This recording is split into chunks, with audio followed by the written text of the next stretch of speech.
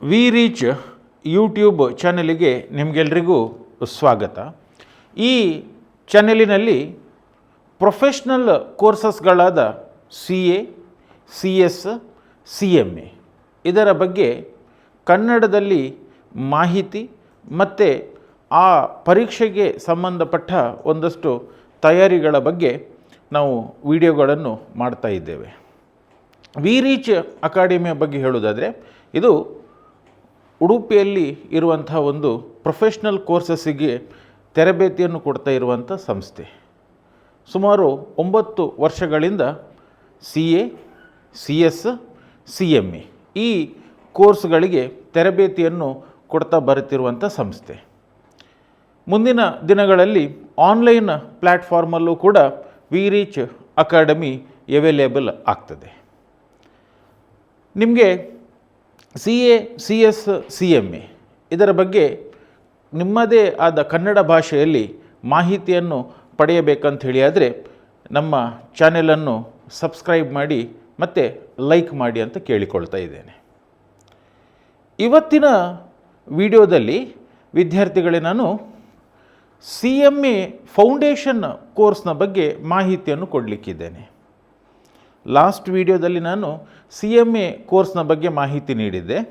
ಇವತ್ತು CMA ಕೋರ್ಸಿನ ಮೊದಲನೇ ಹಂತ. ಯಾಕಂದರೆ ಈಗ CMA ಕೋರ್ಸ್ ಮಾಡಬೇಕಾದ್ರೆ ನೀವು CMA ಇನ್ಸ್ಟಿಟ್ಯೂಟ್ ಮಾಡುವಂತಹ 3 ಹಂತಗಳ ಪರೀಕ್ಷೆಯನ್ನು ಬರೀಬೇಕು.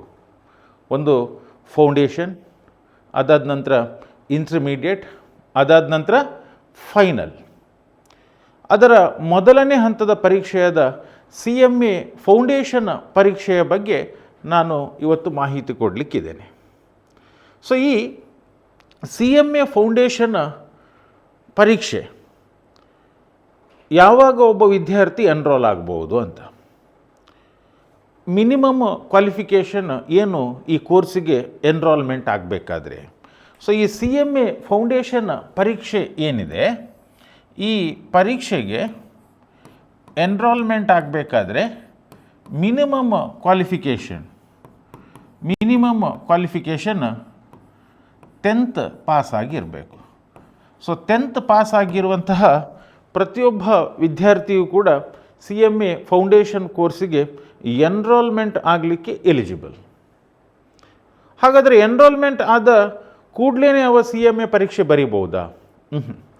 ಪರೀಕ್ಷೆ ಬರಿಬೇಕಾದ್ರೆ ಅವ ಅಟ್ಲೀಸ್ಟ್ PUC ಅಥವಾ 12th ಸ್ಟ್ಯಾಂಡರ್ಡ್ನ ಎಕ್ಸಾಮ್ ಅವ ಎಪಿಯರ್ ಆಗಿರಬೇಕು, ಅಥವಾ 12th ಸ್ಟ್ಯಾಂಡರ್ಡ್ ಎಕ್ಸಾಮ್ ಪಾಸ್ ಆಗಿರಬೇಕು. ಹಾಗಾದರೆ ಆ PUCಯನ್ನು ಅವ ಯಾವ ಸ್ಟ್ರೀಮಲ್ಲಿ ಮಾಡಿರಬೇಕು ಅಂತ, ಕಾಮರ್ಸಲ್ಲಿ ಮಾಡಿರಬೇಕಾ, ಸೈನ್ಸಲ್ಲಿ ಮಾಡಿರಬೇಕಾ, ಅಥವಾ ಆರ್ಟ್ಸಲ್ಲಿ ಮಾಡಿರಬೇಕಾ ಅಂತ ಒಂದು ಪ್ರಶ್ನೆ ಬರ್ತದೆ. CMA ಇನ್ಸ್ಟಿಟ್ಯೂಟ್ನ ರೂಲ್ಸ್ ಆ್ಯಂಡ್ ರೆಗ್ಯುಲೇಷನ್ಸ್ನ ಪ್ರಕಾರ ಅಲ್ಲಿ ಯಾವುದೇ ಆದ ಒಂದು ರಿಸ್ಟ್ರಿಕ್ಷನ್ ಇಲ್ಲ. ನೀವು PUCಯನ್ನು ಯಾವುದೇ ಸ್ಟ್ರೀಮ್ನಲ್ಲಿ ಕೂಡ ಮಾಡಿ ನೀವು CMA ಫೌಂಡೇಶನ್ ಎಕ್ಸಾಮಿಗೆ ಎನ್ರೋಲ್ಮೆಂಟ್ ಆಗಲಿಕ್ಕೆ ಎಲಿಜಿಬಲ್, ಮತ್ತು ಎಕ್ಸಾಮ್ ಬರೀಲಿಕ್ಕೂ ಕೂಡ ಎಲಿಜಿಬಲ್. ಆದರೆ ಎಕ್ಸಾಮ್ ಬರೀಲಿಕ್ಕೆ ಕಂಡೀಷನ್ ಏನಂತ ಹೇಳಿದರೆ, ನೀವು ಐದರ್ 12th ಎಕ್ಸಾಮ್ ಅಪಿಯರ್ ಆಗಿರಬೇಕು ಅಥವಾ 12th ಎಕ್ಸಾಮ್ ಪಾಸ್ ಆಗಿರಬೇಕು. ಆವಾಗ ನೀವು CMA ಫೌಂಡೇಶನ್ ಪರೀಕ್ಷೆಯನ್ನು ಬರಿಬೋದು. ಸರಿ, ಈ CMA ಫೌಂಡೇಶನ್ ಪರೀಕ್ಷೆ CMA ಇನ್ಸ್ಟಿಟ್ಯೂಟ್ನವರು ಯಾವಾಗ ನಡೆಸ್ತಾರೆ ಅಂತ. CMA ಫೌಂಡೇಶನ್ ಪರೀಕ್ಷೆಯನ್ನು CMA ಇನ್ಸ್ಟಿಟ್ಯೂಟ್ ವರ್ಷಕ್ಕೆ 2 ಸರ್ತಿ ನಡೆಸ್ತದೆ. ಒಂದು ಜೂನ್ ತಿಂಗಳಲ್ಲಿ, ಮತ್ತೊಂದು ಡಿಸೆಂಬರ್ ತಿಂಗಳಲ್ಲಿ.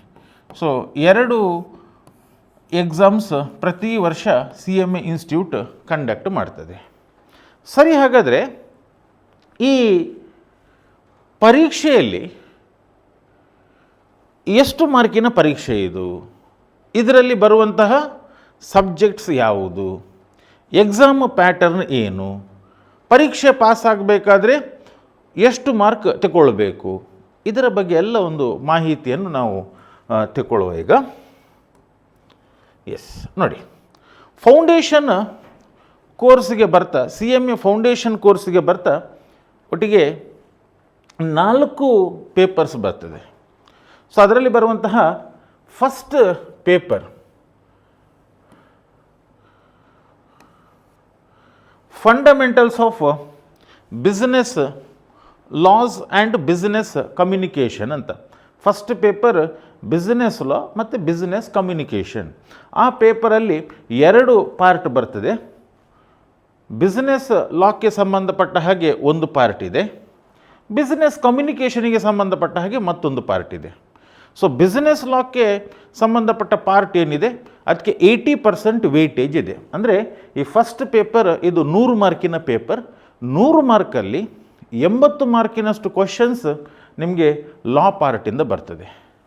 Next 20% communication.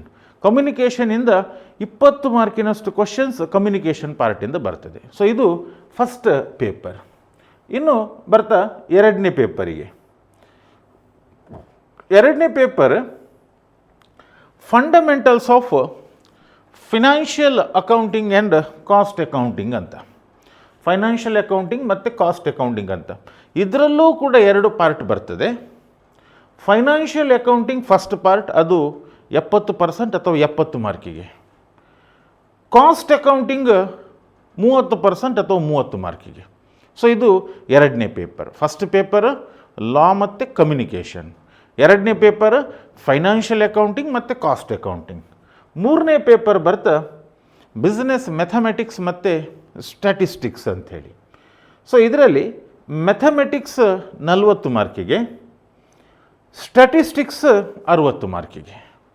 ಇದು ಕೂಡ 100 ಮಾರ್ಕಿನ ಪೇಪರ್. 4ನೇ ಪೇಪರ್ ಬರ್ತಾ ಬಿಸ್ನೆಸ್ ಎಕನಾಮಿಕ್ಸ್ ಮತ್ತು ಮ್ಯಾನೇಜ್ಮೆಂಟ್ ಅಂತ. ಎಕನಾಮಿಕ್ಸ್ 70 ಮಾರ್ಕಿಗೆ, ಮ್ಯಾನೇಜ್ಮೆಂಟ್ 30 ಮಾರ್ಕಿಗೆ. ಸೊ ಒಟ್ಟಿಗೆ 4 ಪೇಪರ್ಸ್. ಸೊ 4 ಪೇಪರ್ಸ್ ಅದು ಯಾವುದಂತ ಹೇಳಿದರೆ ಲಾ ಮತ್ತು ಕಮ್ಯುನಿಕೇಷನ್ ಒಂದು ಪೇಪರ್. ಅದಾದ ನಂತರ ಫೈನಾನ್ಷಿಯಲ್ ಅಕೌಂಟಿಂಗ್ ಮತ್ತು ಕಾಸ್ಟ್ ಅಕೌಂಟಿಂಗ್ ಅದು 2ನೇ ಪೇಪರ್. ಮ್ಯಾಥಮೆಟಿಕ್ಸ್ ಮತ್ತು ಸ್ಟ್ಯಾಟಿಸ್ಟಿಕ್ಸ್ ಅದು 3ನೇ ಪೇಪರ್. 4ನೇ ಪೇಪರ್ ಬರ್ತಾ ಎಕನಾಮಿಕ್ಸ್ ಮತ್ತು ಮ್ಯಾನೇಜ್ಮೆಂಟ್ ಅದು 4ನೇ ಪೇಪರ್. So 4 papers. ಪ್ರತಿ ಪೇಪರ್ ಕೂಡ 100 ಮಾರ್ಕಿನ ವೇಟೇಜ್ ಇರುವಂಥದ್ದು. ಅಂದರೆ ಈ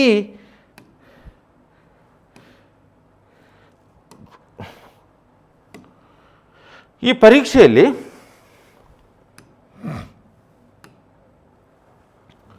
ಈ ಪರೀಕ್ಷೆಯಲ್ಲಿ 4 ಪೇಪರ್ಸ್ ಇದೆ. ಪ್ರತಿ ಪೇಪರ್ 100 ಮಾರ್ಕಿದ್ದು. Total marks 400. ಪಾಸಿಂಗ್ ಕ್ರೈಟೀರಿಯಾ ಹೇಗೆ ಅಂತ. ಪಾಸಿಂಗ್ ಕ್ರೈಟೀರಿಯಾ ಹೇಗೆ ಅಂತ ಹೇಳಿದರೆ, ಈಚ್ ಪೇಪರ್ ಪ್ರತಿಯೊಂದು ಪೇಪರಲ್ಲೂ ಮಾರ್ಕ್ಸ್ ಮಿನಿಮಮ್ 40%. ಮಿನಿಮಮ್ 40%. ಅದೇ ಎಗ್ರಿಗೇಟ್ ಬರ್ತಾ 50%. ಸೊ ಇಷ್ಟು ಮಾರ್ಕ್ಸ್ ಬಂದರೆ ನೀವು CMA ಫೌಂಡೇಶನ್ ಎಕ್ಸಾಮ್ ಪಾಸ್ ಆದಾಗೆ. ಅಂದರೆ 400ರಲ್ಲಿ ಇನ್ ಟೋಟಲ್ ನೋಡುವಾಗ 400 ಮಾರ್ಕಲ್ಲಿ ಮಿನಿಮಮ್ 200 ಮಾರ್ಕನ್ನು ನೀವು ಪಡೆದಿರಲೇಬೇಕು. ಆದರೆ ಯಾವುದೇ ಪೇಪರಲ್ಲೂ ನಿಮ್ಮ ಮಾರ್ಕ್ಸ್ 40ಕ್ಕಿಂತ ಕಮ್ಮಿ ಬಂದಿರಬಾರ್ದು. ಸೊ ಅದು 2 ಕ್ರೈಟೀರಿಯಾ ಫುಲ್ಫಿಲ್ ಆದರೆ ನೀವು CMA ಫೌಂಡೇಶನ್ ಪರೀಕ್ಷೆ ಪಾಸ್ ಆದ ಹಾಗೆ. ಹಾಗಾದರೆ ಈ ಪರೀಕ್ಷೆಯ ಪ್ಯಾಟರ್ನ್ ಏನು ಅಂತ. ಇದು ಡಿಸ್ಕ್ರಿಪ್ಟಿವ್ ಸ್ಟೈಲಲ್ಲಿ ಬರೆಯುವಂಥ ಎಕ್ಸಾಮಾ ಅಥವಾ MCQ ಸ್ಟೈಲಾ ಅಂತ. ಸೊ ಇಲ್ಲಿ ಎಕ್ಸಾಮಿನೇಷನ್ ಪ್ಯಾಟರ್ನ್ ಬರ್ತಾ MCQ, ಮಲ್ಟಿಪಲ್ ಚಾಯ್ಸ್ ಕ್ವಶನ್ಸ್. ಒಂದು ಕ್ವಶನ್ ಇರ್ತದೆ, 4 ಆಪ್ಷನ್ಸ್ ಕೊಟ್ಟಿರ್ತಾರೆ. ನೀವು ಕರೆಕ್ಟ್ ಆನ್ಸರ್ ಕೊಟ್ಟರೆ ನಿಮಗೆ ಮಾರ್ಕ್ ಸಿಗ್ತದೆ. ಅದೇ ಆನ್ಸರ್ ಏನಾದರೂ ರಾಂಗ್ ಆಯ್ತು ಅಂತ ಎನ್ಸ್ಕೊಳ್ಳುವ. ಆನ್ಸರ್ ರಾಂಗ್ ಆದರೆ ನಿಮ್ಮ ಆಲ್ರೆಡಿ ಸ್ಕೋರ್ ಮಾಡಿರುವಂಥ ಮಾರ್ಕಲ್ಲಿ ಏನಾದರೂ ಡಿಡಕ್ಟ್ ಮಾಡ್ತಾರಾ, ನೆಗೆಟಿವ್ ಮಾರ್ಕ್ ಇದೆಯಾ ಅಂತ. ಸೊ CMA ಫೌಂಡೇಶನ್ ಎಕ್ಸಾಮಲ್ಲಿ no negative mark. No negative mark. So negative mark ಇಲ್ಲ ಇಲ್ಲಿ. No negative mark. Answer right ಆದರೆ ಮಾರ್ಕ್, ಆನ್ಸರ್ ರಾಂಗ್ ಆದರೆ ಮಾರ್ಕ್ ಡಿಡಕ್ಟ್ ಮಾಡೋದಿಲ್ಲ. ಸೊ ಆಲ್ರೆಡಿ ಸಿಕ್ಕಿರುವಂಥ ಮಾರ್ಕನ್ನು ನಿಮಗೆ ಕೊಡ್ತಾರೆ. ಸೊ ಇದು CMA ಫೌಂಡೇಶನ್ ಪರೀಕ್ಷೆಯ ಬಗ್ಗೆ ಏನೆಲ್ಲ ಪೇಪರ್ಸ್ ಇದೆ, ಯಾವಾಗ ಎಕ್ಸಾಮ್ ನಡೀತದೆ, ಪಾಸಿಂಗ್ ಕ್ರೈಟೀರಿಯಾ ಹೇಗೆ, ಸೊ ಇದರ ಬಗ್ಗೆ ಒಂದಿಷ್ಟು ಮಾಹಿತಿ ಇದು. ಸೊ ಈ ಮಾಹಿತಿ ನಿಮಗೆ ಇಷ್ಟ ಆಯಿತು ಅಂಥೇಳಿ ಅಂದ್ಕೊಳ್ತೇನೆ. ಸೊ ಈ ಮಾಹಿತಿ ನಿಮಗೆ ಇಷ್ಟ ಆಗಿದ್ದರೆ ಡೆಫಿನೆಟ್ಲಿ ನಮ್ಮ ಚಾನೆಲನ್ನು ಸಬ್ಸ್ಕ್ರೈಬ್ ಮಾಡಿ. ಅದೇ ರೀತಿ ನಮ್ಮ ಕ್ಲಾಸಸ್ನ ಬಗ್ಗೆ ನಿಮಗೆ ಹೆಚ್ಚಿನ ಮಾಹಿತಿ ಏನಾದರೂ ಬೇಕಾದರೆ ಈ ವಿಡಿಯೋದಲ್ಲಿ ಸ್ಕ್ರೋಲ್ ಆಗ್ತಿರುವಂತಹ ಕಾಂಟ್ಯಾಕ್ಟ್ ನಂಬರಿಗೆ ನೀವು ಕಾಲ್ ಮಾಡಿ ಹೆಚ್ಚಿನ ಮಾಹಿತಿಯನ್ನು ಪಡೆದುಕೊಳ್ಬಹುದು. ಧನ್ಯವಾದಗಳು.